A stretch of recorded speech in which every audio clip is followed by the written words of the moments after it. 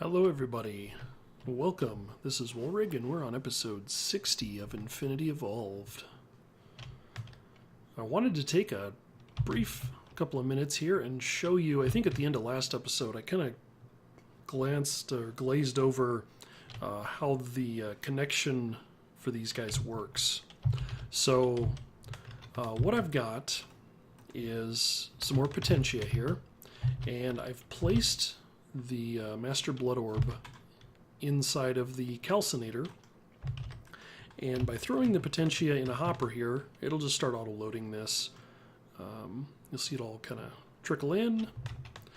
The hopper is just kind of the quick way of getting it in, because I can right-click it and put it in, but I don't know, I like the hopper idea. So what that does now is it starts cooking this down and basically turning the powder into, I guess, technically like a fluid. And that is being stored internally in the buffer in the calcinator here. And what you should notice is that there's basically two tanks on this thing. There's, I think there's one of the tanks that holds 4,000 and the other one holds 2,000. And you can kind of think of them as like primary and secondary tanks. So what we should see here is that that's at 4,000. I believe that it'll start to fill up the second tank. Maybe. I may have screwed it up already.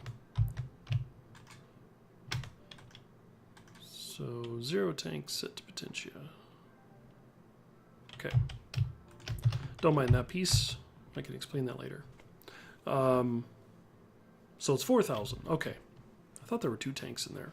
But anyway, I put in 16, and so each piece of Potentia will make 1,000 millibuckets, basically. But as you can see, it's stopped at 4,000. So what I need to do is I need to get the fluid out of the calcinator, and I want to get it into this bell jar. The crystal bell jar is one of the items that can store the kind of melted reagents, so to speak. And the way that I do that is with this guy right here, the alchemical router. We see that it's set for Potentia already, so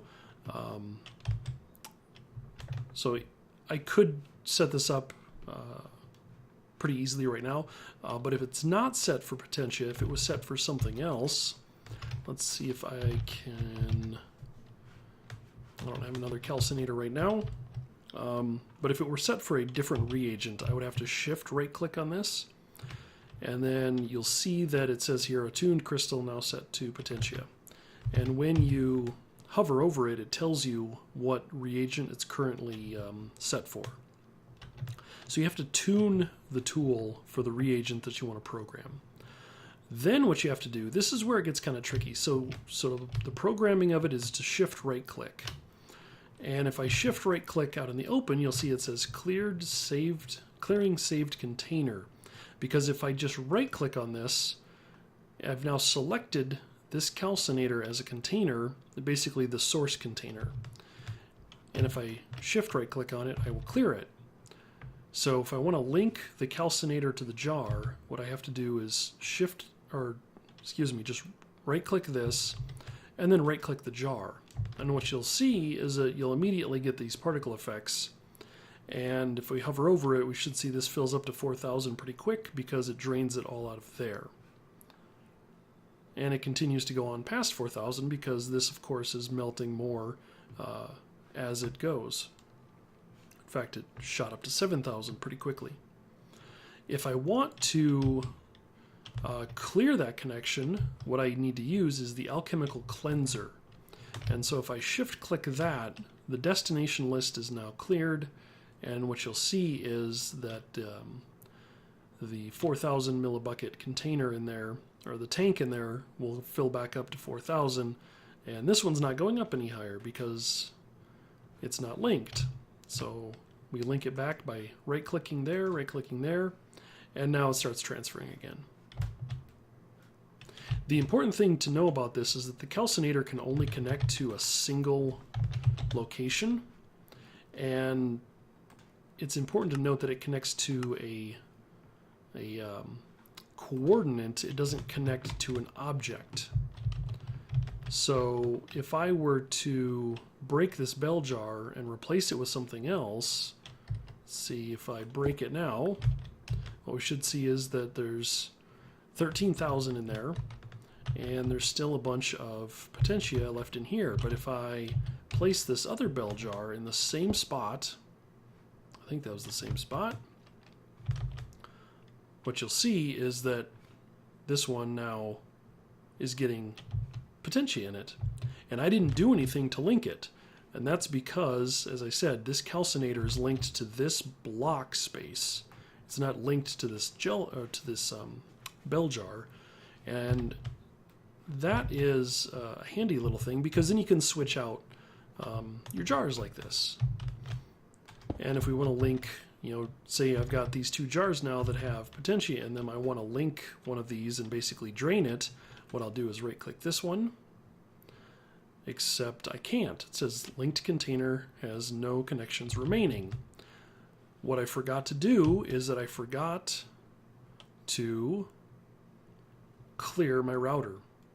Because if you look, it's got coordinates in it currently, and they're negative 1152, 40, 24, 43, and I'll bet if I come over here, that is the spot right below me. So those are the coordinates of the calcinator. And so what I tried to do when I right-clicked this one is that I tried to link this calcinator to this bell jar. And that's not what I wanted. So that's where I need to shift-click just anywhere in the air. And now if I click this one and this one, what we should see is that this bell jar will start to drain and fill up this one. And if you'll notice, both of these now, the bell jar and the calcinator, are both sending to this one bell jar. So I can have multiple items sending in, but most things can only send one connection out. So just a few little pieces of note that I don't think I've seen mentioned in anybody's videos on Blood Magic. It's really handy because people get confused pretty easily about how all this works. And a lot of it, like I did at the end of the last episode, is you just kind of start clicking buttons until something happens. The segmenter, this one is a little bit more interesting. So the segmenter allows you to, as it implies, it allows you to segment the tanks, the internal tanks of a storage container. So let me see if I can demonstrate that with some Incendium.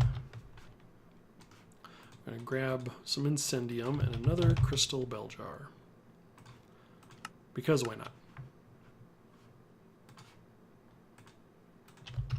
So we've got a couple of empty crystal bell jars here. Let's go ahead and throw that Potentia one out for now. And I'll place that there. That should, because we're still linked, but we're linked for Potentia. Because if you'll notice, that's what I programmed it for. If I go over here and throw the Incendium in the calcinator, and this is why I like to use a hopper, because I can only put one in at a time if I do it that way, but the hopper can put lots more in. But anyway, the calcinator will start to fill up with Incendium because the link is trying to transfer Potentia. So this bell jar won't get anything in it.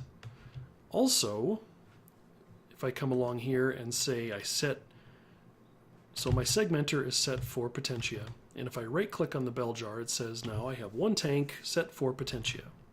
And I come over here and I shift click on here, and now my router is set for Incendium. And if I right click this and right click this, I don't have any links left. I've got to reset the calcinator. So I've removed the link, and now I will set up the Incendium link. But what you'll notice is it still will not send any Incendium here because this jar is programmed for Potentia.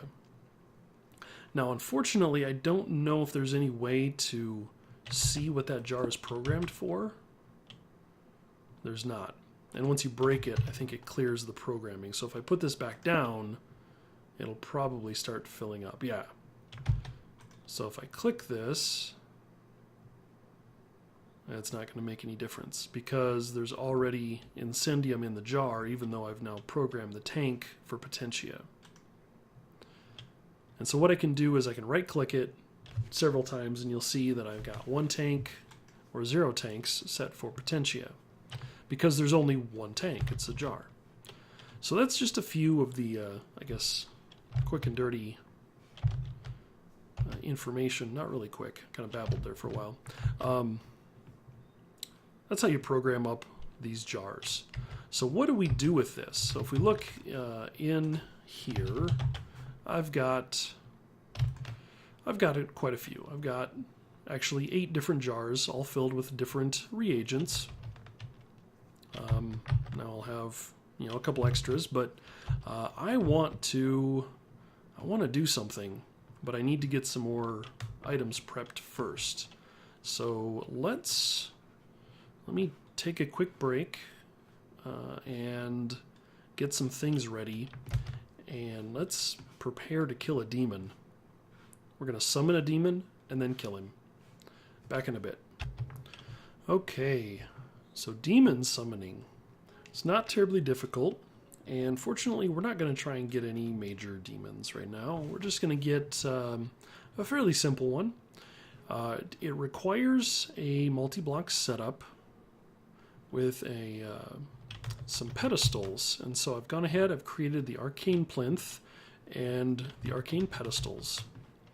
And why not? I'm just going to kind of set it up here, and we'll follow the diagram here in the book. So I don't know if it's hard to see in that or not, but basically the plinth in the middle, and we come out 1, 2, and we go over 1 in each direction. So 1, 2, and then 1 in each direction. 1, 2.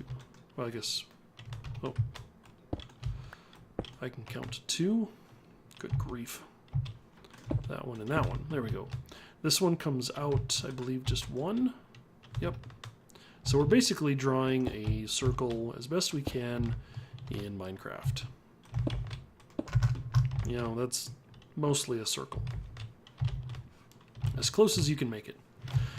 Then, the type of demon, there is a higher tier way of doing this to summon bigger demons, but again, I'm not particularly interested in bigger demons right now. Yeah, you can read through that. It tells you that you can pick some things to summon a demon. I'm just going to go ahead and summon one of the easier demons because all it takes is some aether. And so what we do is we take these reagents, we place them on the pedestals all the way around. And then I need a master blood orb, like so, and place it in the center. And ouch. The lightning goes around, burns up all the reagents. Oof. Pretty soon we should get an explosion and a demon. This one's fun. He likes to throw you in the air. Come on, buddy. Where'd he go? Where'd he go? Come on. That was tricky. There he is. Okay. There we go. Fortunately, there's kind of a cap on this little piece of land here. And... what? Did I miss? I didn't. Well, he was supposed to drop something, but it appears that he hasn't. So we get to summon another one.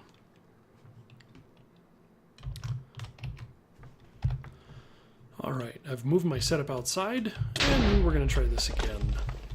Because maybe he didn't like something about being underground. Not exactly sure. Oh yeah, and you know all that fancy armor I have? Demons can kind of shoot through it. Come on, buddy. Yeah, unfortunately I don't take falling damage. We're gonna keep him. Oof, yeah, see, he hurts.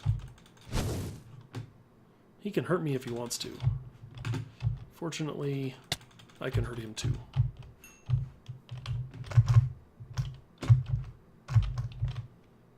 Okay, this is not funny.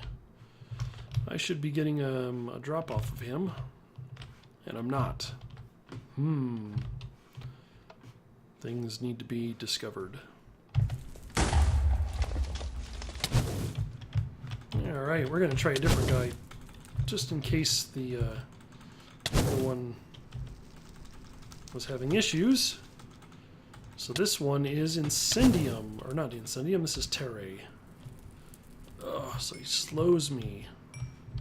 Instead of throwing me up in the air, he slows me down. And still not giving me what I need. I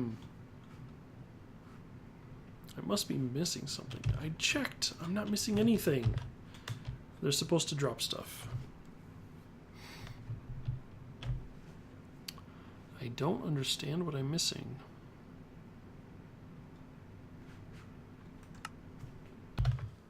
Success.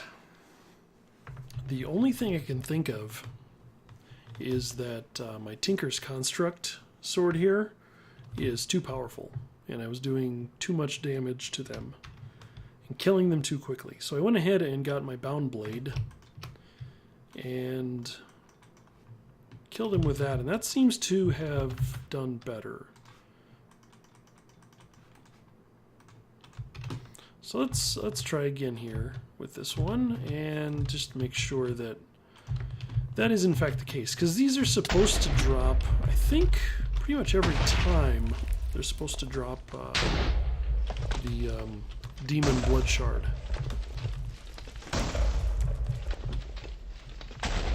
And I'll talk about that Soul Fray here in a minute. You may have noticed that. I had a bit of an incident. I was trying out the other demons, and the Aqua Callus one puts a drowning effect on you that is like instantaneous drowning. So yeah, I died. And my golden bag of holding, if you'll notice, is no longer sparkling either, because I died. Twice, in fact. Not just once, but twice. The bag brought me back to life, and I died again. There we go. Yeah, I must have just been killing them too quickly. So, I'll keep that in mind for next time. Because now I have 2 blood shards. Cool. And what can we do with these guys? I always spelled demon wrong. I don't know why I think demon has an A in it. The demon blood shards I can use for a few things. Demonic teleportation, that's cool. I can make an awakened activation crystal. That's going to come in handy later. But most importantly, I can make a tier 5 Archmage's Blood Orb. So let's do that. Let's see, I need 75,000 LP. I may not have that. I can't remember how much I can store in here right now. Let's go down to that one. I can store 90,000. Cool. So I'm going to pull that out for now and let this recharge. And come back once it's got 75,000 LP in it. Alright. Our altar is full of LP. And I have a slightly different sigil than the divination sigil. So I have the Sigil of Sight, and what this allows me to do is to it shows me the information a little bit differently than the other sigil does, but more importantly, this one allows me to see what the current status of the operation is. So we can see it's updating there, and it's telling me how much LP it has been worked through the altar process, and approximately how much LP per tick it's consuming. So we can see that it's moving pretty quickly, and it should be done here very, very soon. Like now. Perfect. And like so, we now have an Archmage Blood Orb, which will allow me, let's see, if we go back to our Divination Sigil, my current life essence, yeah, look at my bar. It looks empty. That's because the amount of LP I can now store on my person is phenomenal. So now I need to go in here and change some of these recipes because I want it to work off of the Archmage Blood Orb instead of the Master. Okay, while my my new Blood Orb is slowly filling up my LP network, as you can see, I've now got, what is that, just over 1 million LP, and the meter here on the side is just barely touching the bottom. So yeah, there's a lot of room for more LP in there. I want to go ahead and I had an idea for a way to automate the creation of full crystal bell jars, and I think this is kind of clever. I've kind of thought this out, and I played around with it a little bit in a test world, and I think it's going to work the way I want it to. Basically, what this requires, is a few pieces of setup here, and it requires a bit of understanding about how these formation and annihilation planes work. So let's just go ahead and get this all rigged up right now. Let's see, we can connect back to here. There we go. There's a cable. And sure, why not? We'll put a interface on this.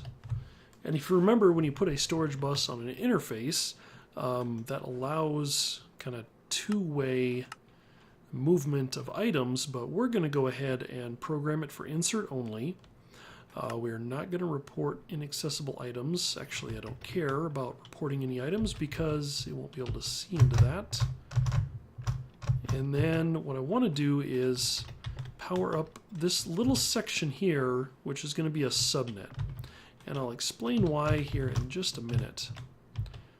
So, of course, the quartz fiber allows us to connect two networks together to share power, but not data. And so when we look at this guy, we've got two channels online. We got one over here on the annihilation plane and one over here on the storage bus. The storage bus talks to the interface, and if you'll remember, the way that the annihilation plane works is anything that goes in front gets pulled in. And that includes anything. Anything at all. Anything that gets placed in this block space will get pulled into the AE network. And that's handy, but what if I wanted to program this and have it only pick up a specific type of item? Like, say, a full crystal bell jar? In this case, one full of aether? What we can do is set up a storage bus, like we've done here, and program that storage bus to only accept full jars of aether. And by doing that now, what I've done is I've set up this subnet to only handle one type of item. So the annihilation plane won't pull this block in because it has nowhere to put it, because this storage bus is programmed for crystal bell jars. If I take my crystal bell jar here, it gets pulled in like it normally would, but nothing else will. Except apparently that. Except they don't go anywhere. That's, maybe that's because it's only a partial block. Well, so the cables go in, or don't go in, but they break. And what's important to note here about this setup is that it is specific to that particular jar. So if I take one here of, what is this one got in it? Tenebrae, it won't break that one. Because again, that one is not this one. So that's pretty handy in that if I put an empty jar there, I'll go ahead and make an empty jar, I can fill it up, and as soon as it's full, it will get pulled into the AE system. So the empty ones sit there just fine. As soon as it's full, it'll get pulled in. But placing one by hand is no fun. I want to automate that too, and that's what this other block is for, the formation plane. Now the formation plane, I can right click it and I can tell it to use a certain type of item. And I can have it either drop them in the world or place them like blocks. And this one is a block that is a bit difficult to understand at first as well. Let's go ahead and do we have any anchors? Actually, those would be better for right now. So I want to block off this network, and I can do this. I can connect it to the main AE system, and it should come online here shortly, which it does, and nothing happens.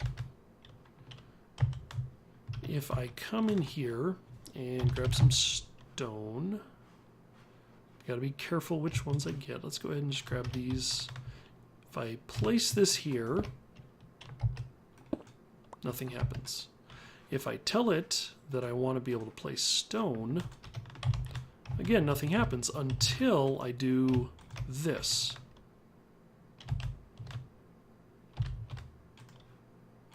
Oh. That should have placed it. Let's try that again. And this might not be working. I didn't test this fully. I thought that would have gone in. Oh, you know why? Because this needs to have a higher priority. Now, there we go. It placed it. But what you'll notice is that it's not placing any other stone. And what I had to do is I had to change the priority. So what that means is that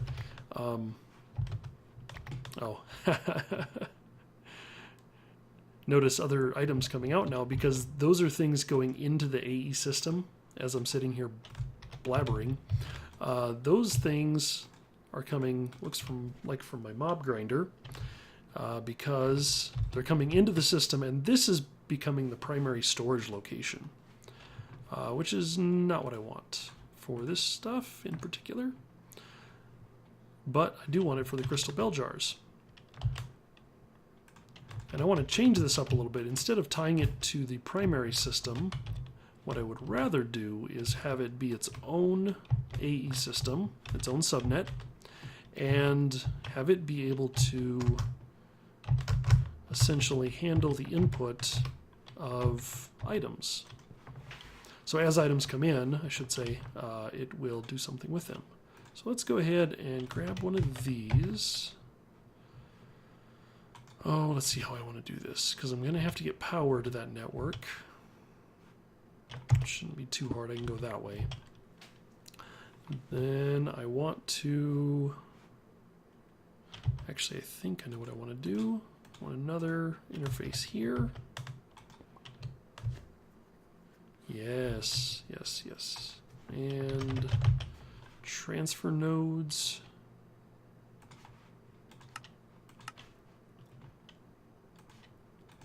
With hyper rationing pipe. So what I'm doing here, this might look a little funny at first, but stick with it and it will make sense. So this guy wants crystal bell jars. That's ultimately what I'm trying to get to. And let me get some power run over here real quick. I need a fiber cable because I don't want to cross the data. I just want to transmit power. So fiber on that, and like so. Perfect. And then tell it to make a crystal bell jar, which I already have one. And this will keep one in there. So what it did there is crystal bell jar came into the system, went into the transfer node, and that transfer node with the hyper rationing pipe put one in this interface. And now if I make a crafting card, what we should see is that basically I should kind of always have two in here. So that should make the system craft another crystal bell jar, and it'll actually end up in here in a second. Maybe. Perhaps. It shouldn't go in there, because there should only be one. It's not crafting that. Crafting card.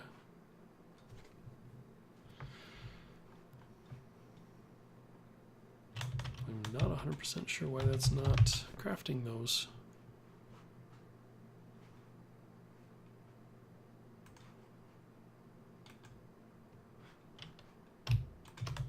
Interesting.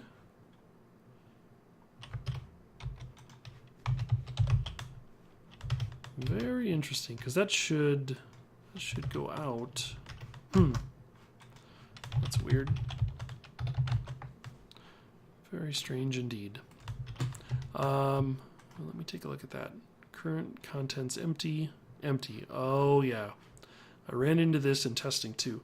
These are actually different jars. They have different NBT data, which is really unfortunate. Because essentially one of them can be crafted and the other one can't. It's really annoying. But that's going to keep a stack in there and only put one of each. Once they get out of here, they really don't make any difference, but there are technically two different types of crystal bell jars.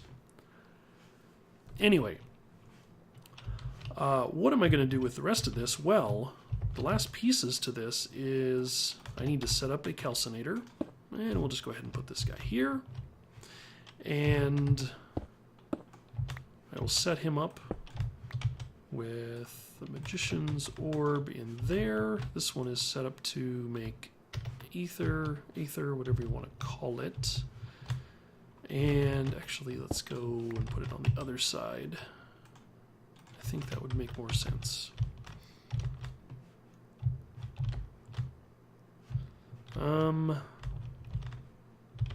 Not sure where it makes the most sense. Let's try... oh, I got an idea. Let's do this. So we're going to grab an interface here, slap it on there, put this guy on there, put that in there, and now I need to program up a recipe. And this recipe is going to be a bit different than one I've made before. Actually, not terribly different. So this is going to take 16 of these, and the bell jar is taken care of. Okay, so that will give me one of those. And that goes into this interface down here.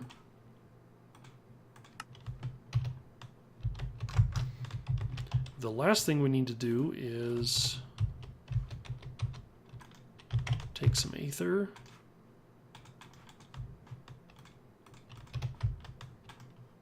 and get it cooking in here, and then I want to program this calcinator to output to this bell jar. But I've got to get my router programmed first. We clear it, we right click and right click. We're now linked, and we see it's going in. Perfect. Oops. And then just for, Let's see, just for the sake of getting this done here quick. I know, quick is relative. We're going to dump that in and let it finish cooking up.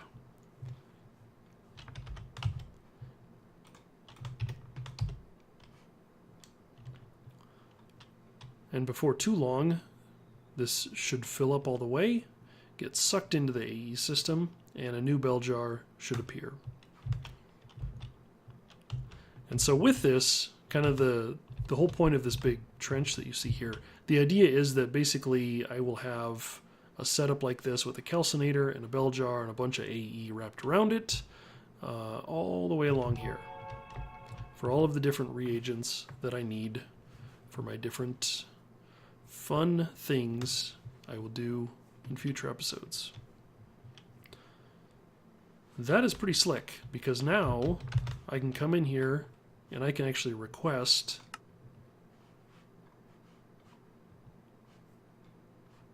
the jars full of reagents.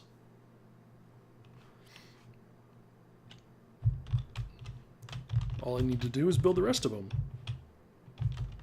Of course, I'm probably going to need to use some point-to-point tunnels to get enough channels over here to do this. But this is actually pretty darn slick. And so what I'll have here is I'll have one line of these formation planes, and this setup here will be the only one I need. So I've got 16 jars there, and so on. I wonder if I can tell it to ignore NBT data. Anyway, I'll have to play around with that some more, because yeah, that's going to be problematic at best. Waiting for this to fill up, because I want to see it get pulled in. I'll take just a minute here.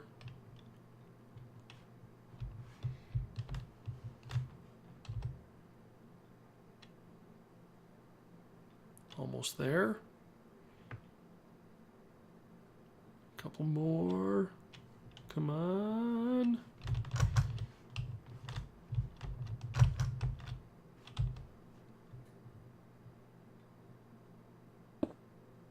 Perfect. And a new jar shows up. Cool. That is great. That is great. And you might be asking, when I was demonstrating this earlier with the formation plane, it wouldn't just start placing items until they were actually placed into the AE system. And the reason for that is because the formation plane is a storage location. It's not really an interface of any kind. This interface here is trying to place items into the AE system. Anything in here in this spot is trying to be pulled into the AE system. So as soon as this spot clears, now there's a valid storage place, and the interface is able to use its one item and place it out into the world. Pretty cool. Anyway, I think it's time to wrap up the episode. Make sure I have both options on there. This is Woolrig. Thanks for watching, and I will see you next time. Bye-bye.